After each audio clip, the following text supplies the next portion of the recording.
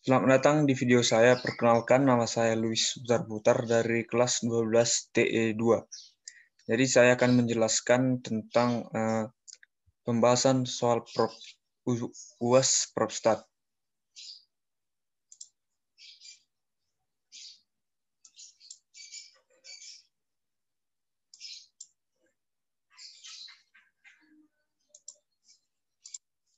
Ya, yang nomor 1 ini, soalnya data pada tabel berikut menyatakan lamanya jam kesembuhan yang diakibatkan oleh 5 merek obat sakit kepala yang berlainan dan diberikan kepada 21 penderita demam dengan panas 38 derajat atau lebih.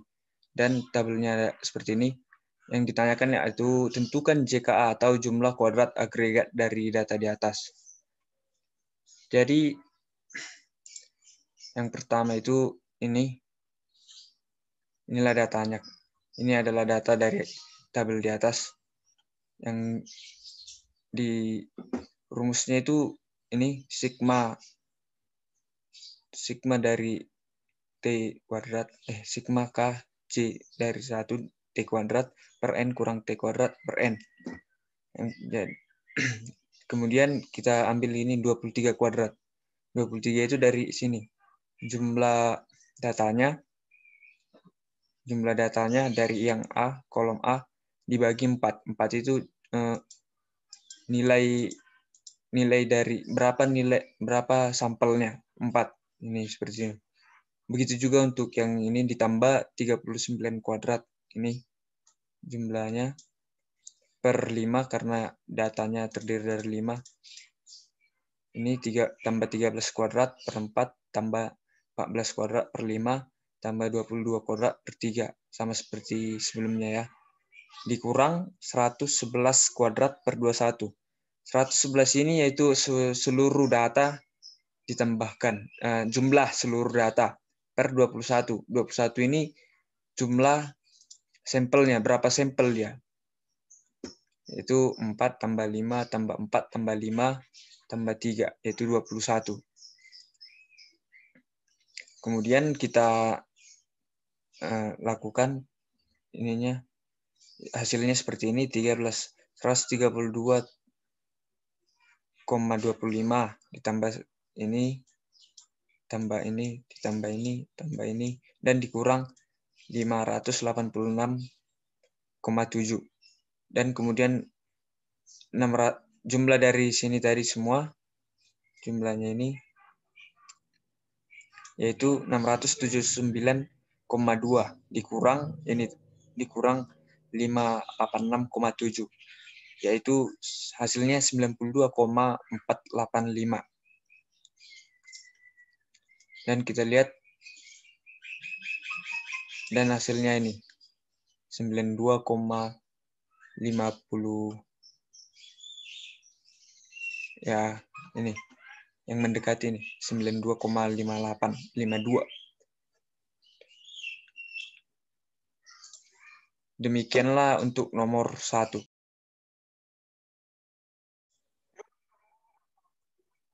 Untuk nomor 2, yaitu soalnya terdapat 3 kelas mata kuliah Propstat, yakni A, B, dan C, dengan pengajar yang berbeda-beda. Diambil 23 sampel nilai UAS Propstat mahasiswa dari 3 kelas, yakni 6 orang dari kelas A, 8 orang dari kelas B, dan 9 orang dari kelas C. Tentukan titik kritis yang digunakan saat melakukan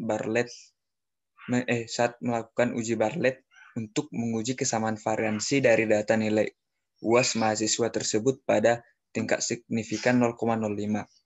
Dan di sini ada tabel bantunya. Jadi cara pengerjaannya yaitu ini adalah, kita tahu dari kelas A ada 6 sampel, kelas B 8, C 9. Kan ditanya titik kritis dalam melakukan uji Bartlett. Jadi rumusnya itu ini BK atau K-nya ini adalah perlakuannya berapa gitu. Jadi ini sebetulnya di sini dapat kita tulis juga B3. Jadi B3. Ini sama dengan N1 BK dikali alfa N1 tambah N2 BK dikali alfa N2 ditambah N3 BK dikali BK dikali alfa N3 per N besar. Ini N-nya 23. N ini 23 jumlahnya semua ini, per jumlah sampelnya. Ini yang ini semua ini. Jadi di sini dapat kita tuliskan 6 dikali, karena N1-nya kan 6. Ini N1-nya 6 dikali 0,6483. Ini dari mana 0,6483-nya? Itu kita lihat dari tabel bantunya. Kan ini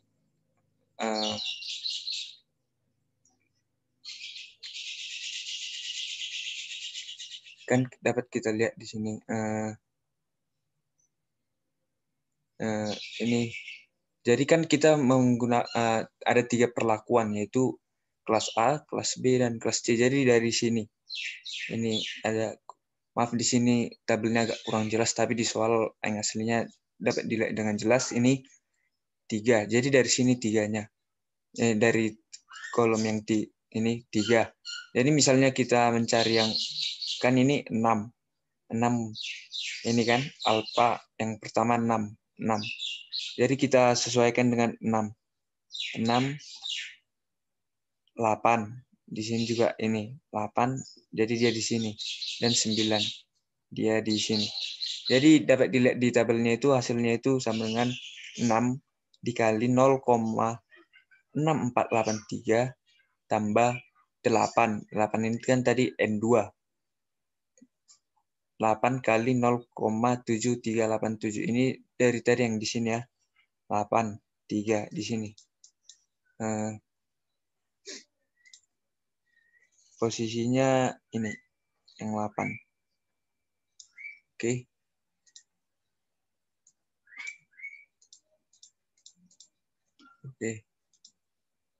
Lalu kemudian ditambah 9 kali 0,7686. Ini 9-nya kan N3-nya, N3 9 ini. Ini kan 9. Jadi ininya dari sini juga.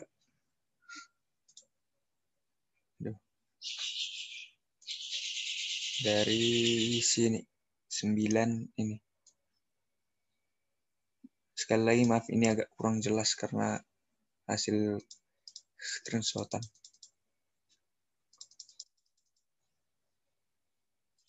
Oke, kemudian dibagi 23N tadi ini kan. 23N ya, itu dari sini jumlah seluruh sampelnya. Dan hasilnya dari ini kita dapatkan nilainya 3,8898 ditambah 5,9096 tambah 6,9174 per 23. Jadi sama dengan 16,7168 dibagi 23. Dan hasilnya 0,726. Hasilnya kan ini 0,726. Jadi, maaf. Hasilnya tadi kan 0,726. Jadi dia yang paling mendekati nih, 0,73. Demikian untuk nomor 2.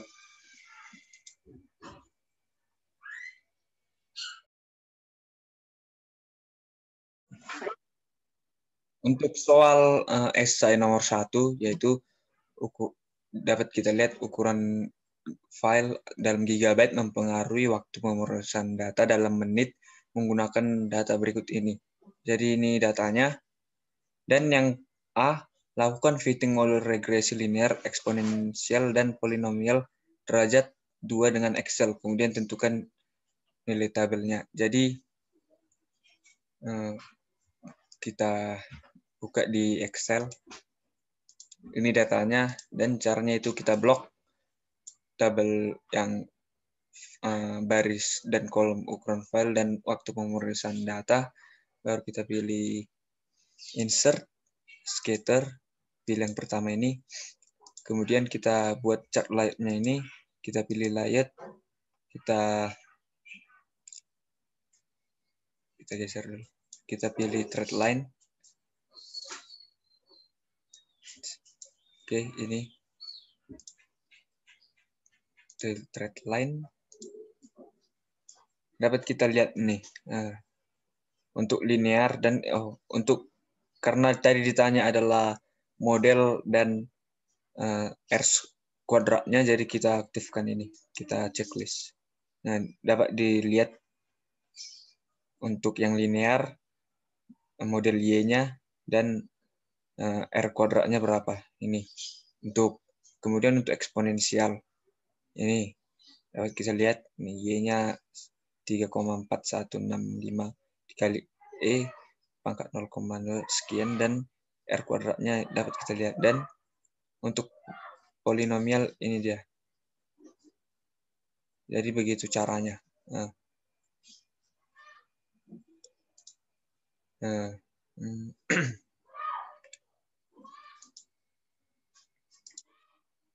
Inilah dia. Dapat kita lihat. Inilah hasil dari grafik tadi yang di Excel. Untuk yang bagian B, karena model untuk yang bagian B, yaitu soalnya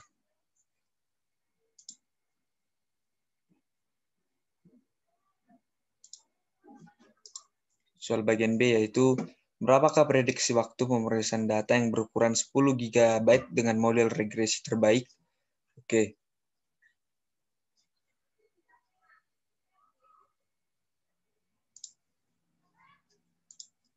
Oke, dapat kita lihat nih dari jawaban saya, karena modul linear dan polinomial orde 2 sesuai sama dan lebih besar dari eksponensial, yaitu ini ya, nilai R kuadratnya.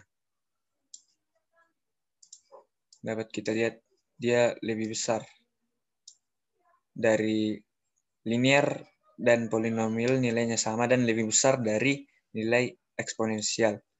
Dan sesuai prinsip kesederhanaan model, maka yang digunakan adalah model linear, yaitu ini.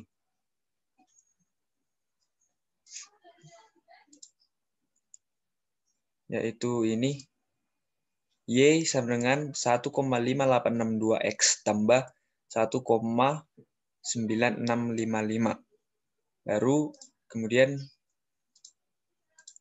kita nilai model ini kita masukkan ke nilai ini, kita masukkan ke sini. Kan tadi di soal dikatakan 10 detik, prediksi 10 dikatakan tadi di soalnya ini. Prediksi waktu pemrosesan data yang berukuran 10 GB. 10 GB. Berarti kita masuk. Kita buka lagi. 10 GB.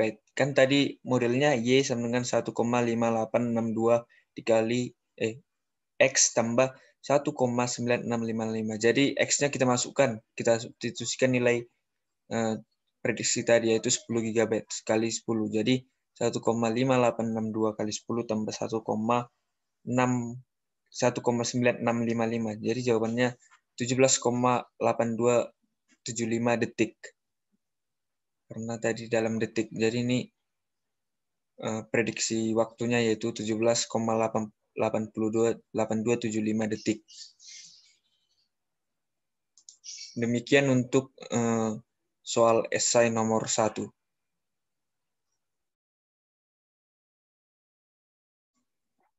Selanjutnya untuk nomor 2 soal esai, soalnya untuk menentukan apakah serum baru akan memperlambat leukemia, 10 tikus dipilih yang semuanya telah kena penyakit. penyakit tersebut pada tahap yang lanjut. 6 tikus mendapat serum dan diketahui rata-rata umur sejak permulaan percobaan adalah 2,9 tahun dan simpangan baku adalah 0,5 tahun. Sedangkan 4 tikus lainnya tidak mendapatkan serum dan diketahui rata-rata umur sejak permulaan percobaan adalah 2,7 tahun dan simpangan bakunya 0,2 tahun. Pada taraf signifikansi 0,05, dapatkah disimpulkan bahwa serum tadi menolong? Yang A, tuliskan prosedur pengujian hipotesis untuk menguji dugaan tersebut. Oke. Di sini saya sudah mengerjakannya. Ya, seperti ini. Diketahui tadi N1-nya sama dengan 6, N2-nya 4, alfanya 0,1, rata-rata 1 sama dengan 2,9, rata-rata yang kedua sama dengan 2,5, simpangan bakunya yang pertama 0,5 dan simpangan baku yang kedua adalah 0,2. Jadi pertama kita menentukan H0. H0-nya yaitu M1 sama dengan mu1 sama dengan mu2. Dan H1-nya adalah mu1 lebih besar daripada mu2. Atau mu1 dikurang mu2 sama dengan 0. Maka ini adalah uji satu arah kanan. Karena ini uji satu arah kanan, kita tentukan di O-nya, yaitu 0. Dan alfanya 0,1. Yang keempat, gunakan uji T, di mana uji T untuk mendapatkan dB-nya.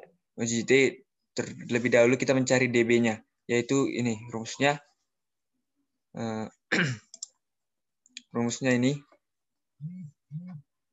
N1 tambah N2 kurang 2, di mana N1-nya 6, tambah 4 kurang 2, berarti 6 tambah 2 sama dengan 8. Jadi ini. Dan titik kritis T 0,18, yaitu 1,397. Nah, jadi daerah kritisnya dapat kita lihat seperti ini dia bentuknya.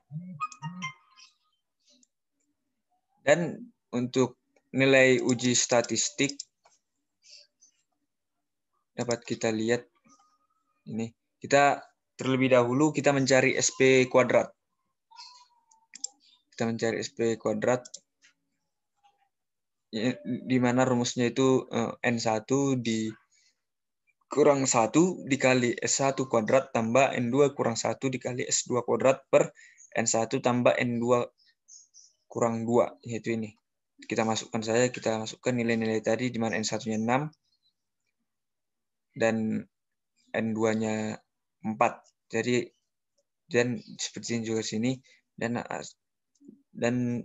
ini hasilnya 5. 6 kurang 1, 5. 5 kali 0,5. Tadi kan S1-nya ini 0,5. S1-nya 0,5 dan S2-nya 0,2. Jadi kita masukkan ke persamaan tadi, ke rumus tadi, yaitu seperti ini. Ini per 8 ya, karena tadi ini. Dan SP kuadratnya dan seperti ini lagi. Dan SP kuadrat itu SP kuadratnya sama dengan ini 0,17125. Dan kita kuadratkan lagi, kita akarkan jadi SP supaya kuadratnya hilang. SP sama dengan 0,4138. Kemudian setelah itu kita cari lagi T-nya. Dan yang keenam yaitu mencari T. Di mana rumus T-nya yaitu rata-rata 1 kurang X1, X-topi 1 kurang X-topi 2, atau rata-rata ya. Rata-rata 1 kurang rata-rata 2 kurang D0. Karena D0, DO-nya tadi 0, kita ini 0 kan. Jadi kita per ini tadi per SP dikali akar 1/N1 tambah 1/N2. Kita masukkan ini tadi rata-rata yang di atas tadi, rata-rata 1 sama dengan rata-rata 2 ini ya, ini dan ini, dan ini kita masukkan kurang 0 per tadi SP-nya sudah kita dapat, yaitu ini SP-nya ya sudah kita dapat. Kita masukkan ke sini. Jadi T sama dengan 2,9 kurang 2,5 dikurang 0 per 0,4138 dikali 1 dikali akar kuadrat dari 1/6 tambah 1/4. Jadi sama dengan seperti ini. 0,4 per 0,4138 dikali 0,646. Jadi hasilnya ini lagi, inilah hasil T-nya. T sama dengan 1,4963. Di mana T-nya itu lebih besar dari T018 yang tadi, yang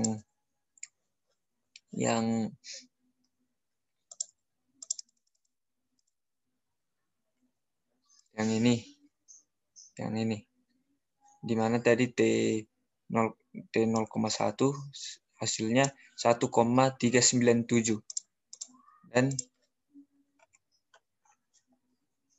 Dan nilai dari T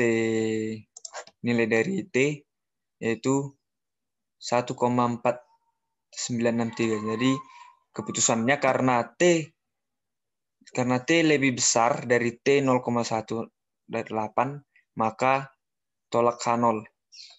Maka H0 ditolak.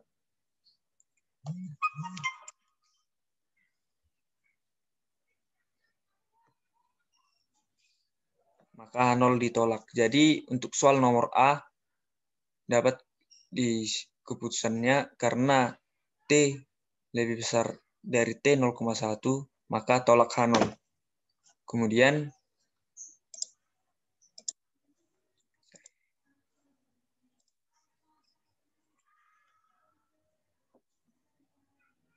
ini sudah kita kerjakan yang bagian A. Untuk bagian B, bagaimana kesimpulan dari pengujian hipotesis pada poin A? Bagaimana kesimpulannya? Jadi kita lihat.